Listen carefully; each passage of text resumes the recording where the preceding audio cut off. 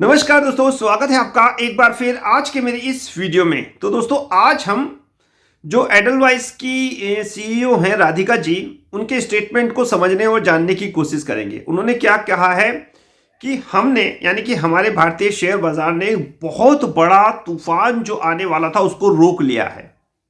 मैंने ये स्टेटमेंट राधिका जी का अपने टेलीग्राम चैनल पे लगाया है, आप जाके उसको पढ़िए। कितनी साफ उन्होंने ये बड़ी बात कही है। अब ये बात क्यों कही है उन्होंने ये बात इसलिए कही है, जो एफआईआई की सेलिंग हो रही है ना दोस्तों, उससे सब लोग चिंतित हैं। जी हाँ, सभी लोग चिंतित हैं।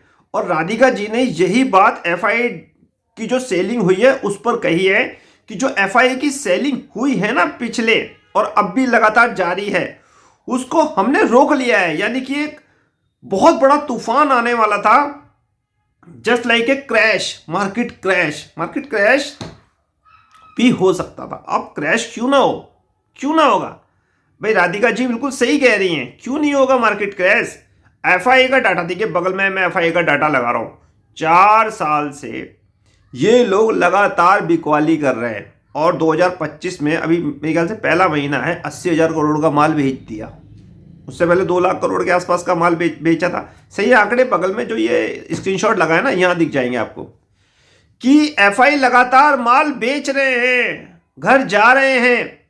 लेकिन इसके अगेंस्ट ये देख लिया ना आपने, इसको भी देख सकते हो आप स्टॉक एज से।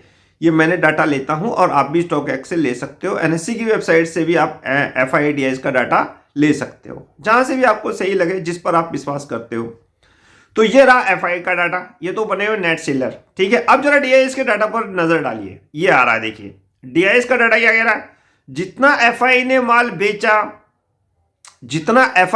बेचा पिछले डाटा में देखा ना आपने, जितना एफआई ने माल बेचा उतना ही डीआईएस ने खरीद लिया। तो राधिका जी का कहने का मतलब यही तो है कि हमने एक बहुत बड़ा दोस्तों तूफान रोक लिया है। पहले क्या होता था, जब एफआई माल बेचते थे तो इतना भारी भरकम बिकवाली, 80-80 हजार करोड़ एक महीने में निकालने तो मार्केट की हालत पतली हो जाती थी। लेकिन अब नहीं साहब, अब तो जितना आउटफ्लो हो रहा है उतना ही इनफ्लो हो रहा है। लेकिन बाजार की क्या है, बाजार को नया पैसा चाहिए साहब, एफआई का पैसा चाहिए।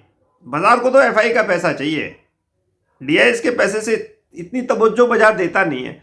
बस ये है कि साहब संभल सकता है, ठीक है। अब 26,000 से गिर के 22,800 23,000 के आसपास निफ्टी आ चुका है गिर के, ठीक है। ऑलरेडी काफ़ी अच्छी खासी करेक्शन हुई है। अब देखने वाली बात ये होगी कि आगे ये करेक्शन जारी रहती है नहीं, एफआई और कितना माल बेचते हैं। फिलहाल सिप और म्यूचुअल फंड का पैसा जो डीआईएस के पास आ रहा है, उससे हम एफआई की सेलिंग का डट कर सामना कर रहे हैं, हम मतलब डीआईएस। और यही चीज राधिका जी ने समझानी चाहिए कि हमने एक बहुत बड़े तूफान को रोक लिया है। क्या कहने साहब।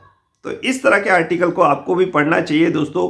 यही आर्टिकल आपको बहुत ज़्यादा ज्ञान देंगे। इन लोगों के पास बहुत एक्सपीरियंस है वो बहुत ही अच्छे अच्छे लेख ही लिखती हैं और बाजार को बहुत अच्छी तरह से जानती हैं। तो एक बार फिर आप इनके लेख को पढ़िए, बहुत ही अच्छे साहब ये पद पर है, सीईओ हैं राधिका जी। और मैं हमेशा इनके लेख को पढ़ता हूँ जब भी इनका कोई लेख आता है। और always respect this type of person, this type of ladies, ठीक है। हमेशा इनकी रेस्पेक्ट करनी चाहिए, बहुत ऊंचे पद पर होते हैं, ये सीईओ हैं भाई। तो साहब ये कहानी थी। तो ये बात राधिका जी ने बहुत अच्छी तरह से समझा दी आपको, और मैंने अपने वीडियो के माध्यम से समझाने की कोशिश की है कि किस तरह एफआई की सेलिंग को डीआईएस ने रोका है। लेकिन बाजार का तो साहब वही है ना, बाजार को चाहिए नया पैसा। नमस्कार।